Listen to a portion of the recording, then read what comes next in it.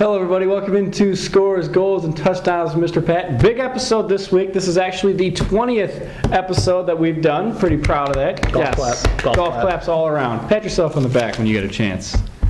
There we go. Brush your shoulder off.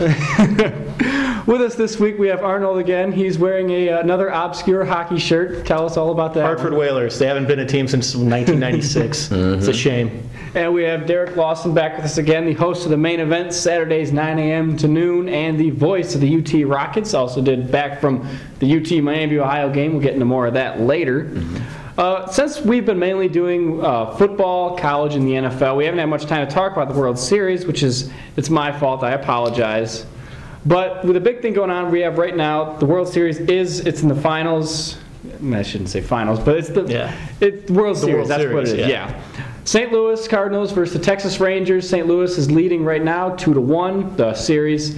Albert Pujols, the game before, had an incredible game. Went 5 for 6, 6 RBIs, 3 home runs. I mean, that's impressive. Those are epic, record numbers. 14 total bases, never been done before. 3 home runs. Only Reggie Jackson and Babe Ruth have done that in a World Series game. And talk about a way to answer the criticism you got. Made the fielding error late in the 9th inning of Game 2, cost the Cardinals, the game. Didn't talk to the media afterwards. Was getting blasted by the talking heads on ESPN. Like, oh, he didn't talk to the media. He's scared. How's he going to get money? He turns around and hits not 1, not 2, but 3 home runs in the pivotal Game 3, taking home field advantage back. Well, I mean, it's a contract year, so. Yeah. He wants $300 million, though, allegedly. All right, let me guys ask you this. St. Louis holds serve at home. Well, they didn't do that. They got home field advantage back. Will they be able to hold serve at home, and do you see them winning the series?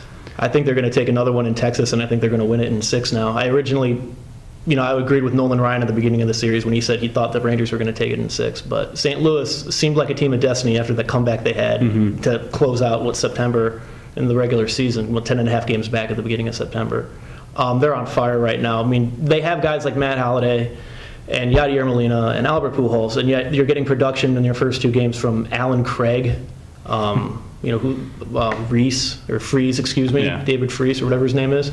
Who are those guys? I mean, you expect the stars to step up, and once the stars have stepped up like they did, or like Pujols did in Game 3, it's over. Texas can't compete. Tony La Russa.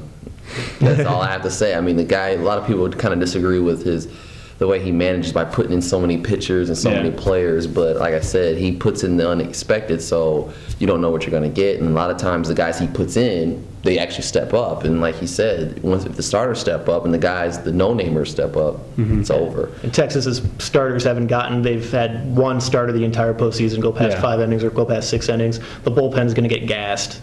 Pujols and guys like that will stomp all over that. I mean, there's a reason Tony La Russa's been to 5 or 6 World Series and he's won 2. Yeah. About to win a 3rd. And I don't think Jess would be too happy if you picked against the Cardinals. I know. But, moving on to that, we had college football Saturday the other night. It was pretty big upsets. Texas Tech down with Oklahoma 41-38, knocking them from the ranks of the unbeatens. Boise moves up 1. My dream of Boise finally getting the national championship. It's a long shot. Yes, pipe shot. Yeah, but also we had Wisconsin, which was the shocker to me, losing to Michigan State, big brother, as it were, Arnold. Continue. Yes. All right, we're going to get into that. Bama, you mentioned earlier how this is setting up for Bama, LSU, that being a possible rematch for the national championship. How do you think that could happen? In order for that to happen, Oklahoma State would have to lose, and Oklahoma State is sitting number 3 right now, I believe, and they have Oklahoma. That's their big rivalry game at the end of the year, and they have them at home. I know they still have to play Kansas State. Kansas State's unbeaten, but they're not on the same level as Oklahoma State. But I was just citing what I was telling you earlier before we started the show here, that there was just like a hot rumor I read on ESPN or somewhere that there's a good possibility LSU and Alabama could play for the national championship. I mean, a lot of cards have to fall in the right spot, but all those cards are probably falling in place. You got to remember, Oklahoma plays Oklahoma State. Yeah, in the at Oklahoma game, State, right in the rivalry game. So Oklahoma's going to try to get their gift. I mean, let's not be surprised that Oklahoma lost. They do this every year with Stoops. They come in with the hype, and then somewhere down the line they just stumble. It's just one game that they stumble. Like last year against Mizzou. Texas Tech has always played Oklahoma tough. So it was 2 years ago. That was against Texas, though, when Texas Tech had Crabtree and they scored the last play of the game. Right. So the thing that shocked me about this, though, was the fact that Oklahoma lost at home. They had a 39-game home winning streak. Gone. Losing to an unranked at the time Texas Tech. I think the surprise should be is how Syracuse manhandled West Virginia. That's the surprise. The Big East is just a complete cluster, you know what. Yeah, I feel bad for the Big East. Those teams, I mean, they're losing teams left and right. They're inviting teams that have no business playing in the East. Rejected. When you get turned down by Navy and Army, you know you've got problems. Yeah. Now, I know we watched a little bit of, we were watching the Notre Dame USC game. We'll get into more of that later. We were flipping in between Michigan State, Wisconsin. I know you have a lot of venom towards Michigan State. Tell us your thoughts on that game. My venom mainly is toward the thuggery from the Michigan State game, but I'm not going to get into that because that was last week, and thankful I wasn't on the show last week. But Michigan State, they're for real. Let's not mince words here. They're for real now. I thought Wisconsin was perhaps the only team in the country outside of the SEC that could win the national championship this year. Now that's out the window. Michigan State, I mean, how the hell did they lose to Notre Dame? I know. They got dominated on both sides of the line of scrimmage, too. I mean, it's looking like Wisconsin and Michigan State, they're clearly the two best teams in the Big Ten right now, and we're looking at a rematch in Indianapolis in the first Big Ten championship game in December for a shot at the Rose Bowl, which that's all the best the Big Ten can do right now. I'm not surprised. I mean, Michigan State's got probably one of the top 5 defenses in the nation. Yeah, they were number 1 as of last week. I'm not sure how. I mean, they didn't. People were questioning that because they hadn't played anybody, but they held Denard Robinson in check, and they shut down Russell Wilson for pretty much the entire game last night. I mean, they did the job on Ohio State. I know Ohio State's down, but you can tell they have the better defense. Yeah. So, I mean, they did win on a Hail Mary pass, but I'm not surprised. That had to be overruled and be scored, but yeah. I think the bigger surprise here of this whole thing is how Mark D'Antonio didn't have another heart attack. Yeah, he is like a cardiac kind of kid. Takes that to a whole new level. Yeah. Oh, my goodness. So he was taking his blood thinners. All right, we mentioned it earlier, Notre Dame losing to USC. Arnold was watching in my basement with me. It's just a very frustrating game. They had their chances, but the old Notre Dame reared its ugly head, the turnover-prone one. Red zone turnovers. Yes. Dane Christ, just weird turnovers at the worst possible time. They're going in to tie the game. They're on USC's 1, and he fumbles the snap. I mean, it's just, you think that this is over, they're past all of it, and then they just do something that just blows your mind, and it's just so frustrating. The frustrating thing about that play, too, is Chris could have just fallen on the ball. Yeah. And instead, you try to pick it up and bobbled it, and then USC guy takes it 90-some-odd yards back to the house and puts the game out of reach. Yeah, it's tough. I hate seeing Notre Dame lose to USC. They only play one fight song, and they play it every single first down. It's just overkill. But I don't know. Off my soapbox. Unless you got any thoughts on that, No. yeah, it's probably better. USC's not really playing for anything. They're still on probation, so they're gonna. This is pretty much their championship game for them. So they're gonna play hard. So. And they just dominated them pretty much. It was just so frustrating. The talent at the skill positions really showed. Yeah. Speaking of domination, we'll move on to something happier. UT dominates Miami, Ohio to the tune of 49-28. Really, the game wasn't in doubt. UT just had their way with them, and continuing what LC said, UT just going to run right through the MAC. You were at that game. Tell us your thoughts on it. Well, one, they were 3 for 3 on their first 3 possessions, and they ran the ball. Believe it or not, I believe each running back had at least 70 yards or more. Eric Page was quiet.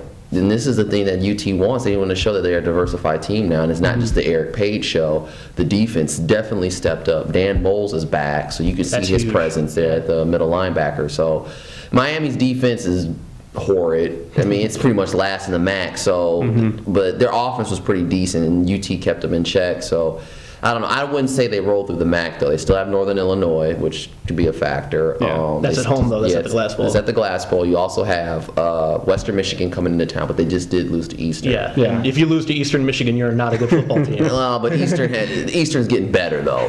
Don't let the score fool you with the UT. And then they finish out with Central and Ball State. Yeah. And Ball State they have problems with. So wait, are they playing at Muncie? Or at Muncie. They are historically and Ball State, bad. I think, if I recall right, Ball State just went down to OU and won in Athens against the Bobcats. So. Not this week. They played Akron this week. I think it was 2 weeks ago that it was. Yes. Yeah, and UT's always had problems there. I mean, always historically better teams at UT have had a lot of trouble. The first playing time I remember UT was ranked and then went to Muncie against like a 500 meddling Ball State team and they lost. Now, if they do win it out, this could be a preview of the championship game, either between Miami, Temple, or BG. They will be playing them in the MAC championship game. Imagine UT BG MAC championship game. I don't. Personally, getting off on a tangent here, I don't like teams. I don't like that happens. I don't like the possibility that teams could play each other twice. Like the Michigan-Ohio State game, they're in two separate You could do a divisions. whole show on that, though. Yeah. We'll save that for when that rolls around. Yeah. Actually, Arnold, really quick, tell us your prediction on that one. You were very emphatic about it on the show a few weeks ago. You didn't post that show. I know, so that's I'm why. glad you didn't. Predictions. I told you my prediction for Wisconsin and Michigan State. That didn't come true. I'm not making any predictions on that game now. Okay, all right. We'll move on to the NFL right now. I was at the Lions game again. They lost 23-16. Oh, you went to the Oh, yeah, I went to the second one. It was, I don't know, they had a lot of chances. Arnold, take it away. We were talking The about this frustrating off air. part, I was listening to the game on the radio today. The end, Stafford and company was driving to try to tie the game late in the fourth quarter. You get a pass interference call on a 3rd and 10. Paul is deflected at the line. Refs don't notice it right away. Yet the Lions are meddling around, wait, like they don't call a play right away. It gives the replay booth plenty of time to, buzz the officials to challenge it, review it, realize the ball was tipped. No penalty. No penalty. It's 4th and 10, and they don't convert. I see this every single weekend. It seems like I watch football teams, like on a challengeable play, they don't act and run a play, because as soon as you run the next play, you can't review anything previous. So, on scoring plays now, you see it every weekend in college football. You see it in the NFL. You run a play, even if the Stafford just runs up to the line and takes a knee, you have 2nd and 10 inside the Atlanta 30, as opposed to 4th and 10 from the 45 or whatever it was. The Lions have had a problem in the last 2 games being disorganized in the final quarter, trying to get things together. It seems like you need to at least have 2 or 3 plays already called if you're trying to make a comeback. Missing job at best hurt. But still, they only lost 23-16. Same thing with the 49ers. Was it 19-16 or 25-19? I think it was 25-19. Yeah. Right, and they were just mulling around in the fourth quarter. It's like, dude, call a play, and that's what's been killing them. So that's the part they need to work on, and that's something you work on in practice. Right, is your 2-minute drill, and their 2-minute drill horrid. Oh, yeah. They just lob it up to Calvin Johnson. Yeah, and you can't do that all the time. No. Most of the time, yes. All right, we're going to move on. We'll move on more NFL. Give me who was your best team this week? For me, best team this week was the Houston Texans, completely decimating the Tennessee Titans, completely staking back the claim that they thought they'd have now that Indianapolis is just completely wretched. 41-7. They did it without Andre Johnson too, which was huge. Yeah. They've showed the AFC South, that it's Houston's division. It's theirs to lose. Tennessee Titans are smoke and mirrors. I'm sorry, I didn't believe. I knew the Texans played earlier. They played the Browns. The Texans are smoke and mirrors. They're going to be decent, but when they play teams like the Texans, they're going to get blown out. My favorite game of the week was the Bears. They played Tampa Bay in England. Tampa is first, I believe, in the NFC South. This was a game but this was a game the Bears had to win to keep their playoff hopes alive. Because let's face it, they're going to play the Packers again, and they're going to play in Detroit again. And those are divisional games. Matt Forte had himself a good game today. Yeah, so this was a game they had 2 good games in a row against the Vikings and against Tampa Bay. So this was a proving ground game, and they're 4-3. Yeah, that's true. This is for Amanda. I'm gonna mention Tim Tebow. A little shaky at first in the fourth quarter. Football Jesus. Yes, 2 touchdowns, 1 2-point conversion rushing. I think you keep starting him. You already know what you got in Orton. Keep riding. You're going to start him now because you already made you're not going to renege on that now. Yeah. It's Tebow's team. Was it Tebow or was it Miami's defense, though? Yeah. Well, that's up for debate. Lack thereof. But sorry to cut you off, guys, but we got to take a quick break and come back and do Pat's piece. See you then. I'm a 49ers fan first and foremost, but I've always liked the Lions and the Browns because they're the ones always on TV around here. Now, I've been lucky to go to games at Ford Field the past 2 weeks, and the atmosphere there has been incredible. Now, Detroit is easily in the top 5 American sports cities, and with the well-documented hard times in Detroit, it is awesome to see the city rally behind their Lions. Unfortunately, they are 0-3 in games I've seen, so Larry says I can't use his tickets anymore. Now, it is really cool because you can sense that the city has been desperate for a winner in football, and the crowds are making teams not like playing there to the tune of 19 false start penalties. The noise level in there at times is deafening, and after 1 false start, the crowd manages to get even louder. I have never seen a team get 2 false starts back to back, and that's all because of the fans. Now, Detroit fans, I understand you've been frustrated the past 2 games, but take heart. There is something special going on in the Motor City. Thank you for watching Scores, Goals, and Touchdowns, Mr. Pat. See you next time.